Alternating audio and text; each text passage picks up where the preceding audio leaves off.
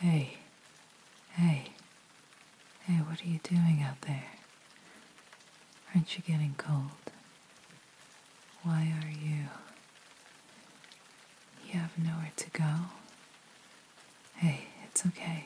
Here, take my umbrella and jacket. You know what? Come over to my place. I just started a fire. You can stay there until it stops raining. Are you fine with that? I promise I have no ill intentions. I don't want you staying out here and getting sick. Am I that intimidating? It's okay, you don't have to come along. I'll try to call a cab or something. Do you know if cabs even come up to this area? Hold up. Okay. What? You'll come along? Okay, follow me. Come on. Okay. Alright. Wait, let me get some dry clothes for you. Make yourself at home. The fireplace is in the living room. Go ahead. The fire won't bite. I'll be back. Okay, so I found some dry clothes. Hopefully they fit. I made sure to find something warm, made out of cotton or wool. It's been raining cats and dogs this past week. Here, you can freshen up and change your clothes in the bathroom down the hall. Take your time. We have all night. Holler if you need anything. Would you look at that? You don't look like a drowned cat anymore. That's good. I'm glad the clothes fit you well. Here, sit. I made some hot cocoa. Do you want some? Okay, let me get you a mug. Well, I don't really have much to do, and why did I invite you? Well, when you see someone freezing and standing out in this cold, howling rainstorm, it raises some eyebrows. I just wanted to help you out. I was taking a nice little stroll to get out of the stuffy cabin. You seemed a little disheartened standing there. I won't pry, of course. It seems like you've had a rough day or something. Are you feeling all right? No, you're not? Well, this weather sure isn't helping with that attitude. Also, I wouldn't want to find a dead body near my house. Imagine the amount of questioning I would get from the authorities. Such a waste of time. I'm no good Samaritan since I'm thinking like that.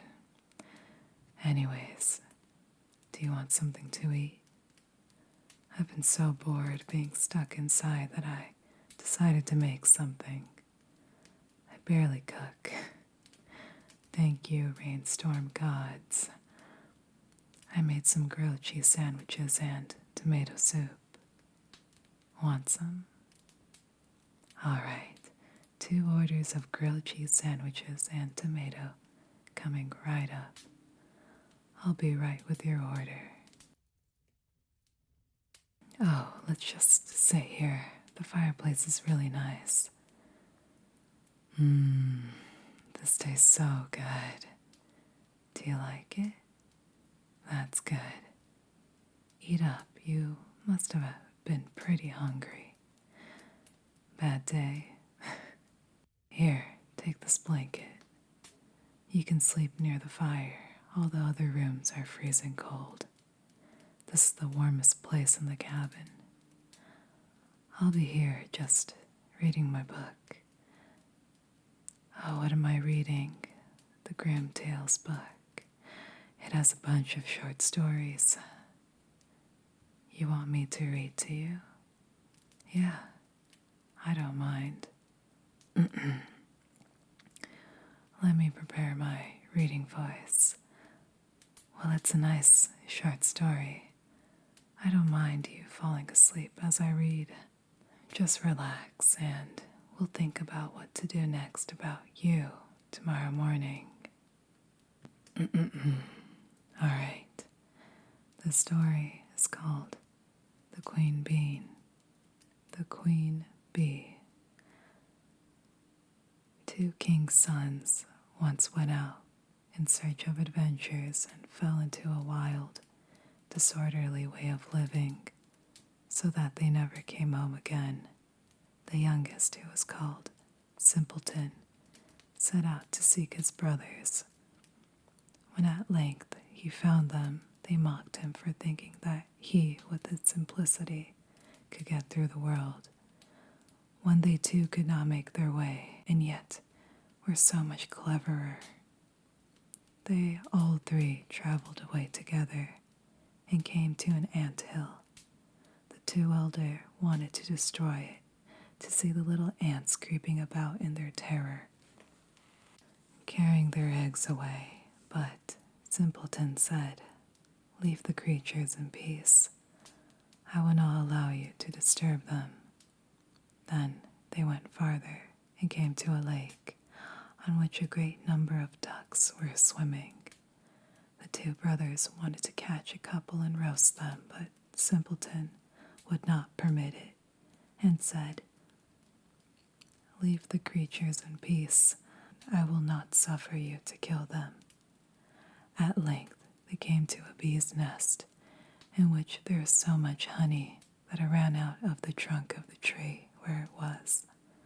The two wanted to make a fire under the tree and suffocate the bees in order to take away the honey. But Simpleton again stopped them and said, "Leave the creatures in peace. I will not allow you to burn them." At last the two brothers arrived at a castle where stone horses were standing in the stables and no human being was to be seen. They went through all the halls until they came to a door, in which were 3 locks. In the middle of the door there was a little pane, through which they could see into the room. There they saw a little gray man sitting at a table.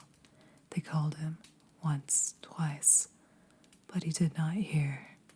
Then they called him for the 3rd time. When he got up, opened the locks, and came out, he said nothing, but led them to a handsomely spread table, and when they had eaten and drunk, he took each of them to a bedroom.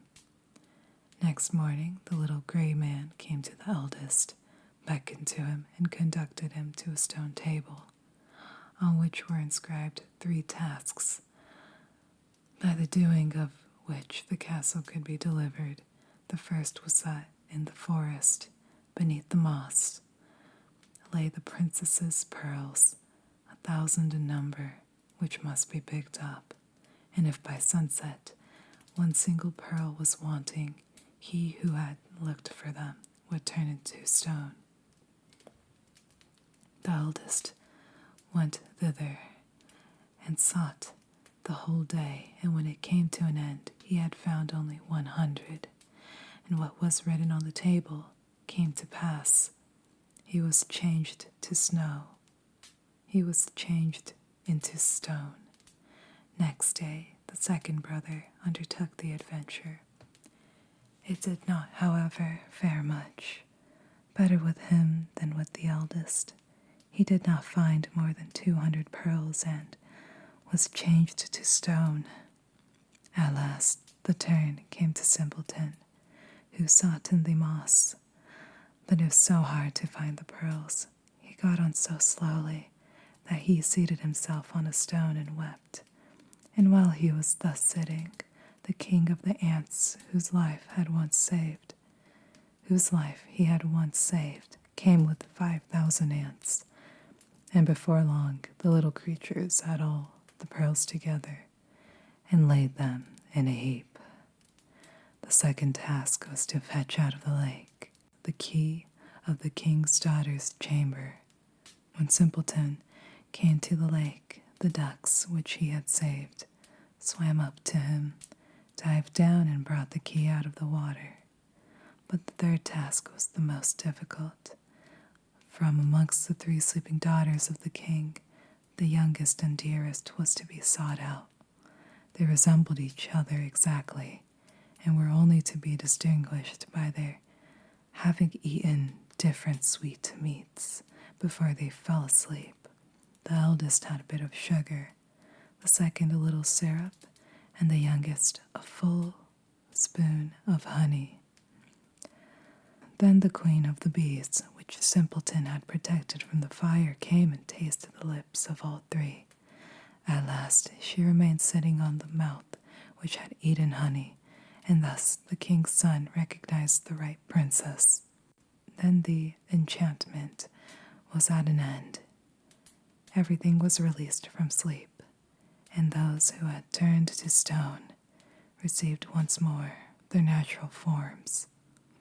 Simpleton married the youngest and sweetest princess, and after her father's death became king, while his 2 brothers received the other 2 sisters. Oh, that's good. You fell asleep. Good night, sweet dreams.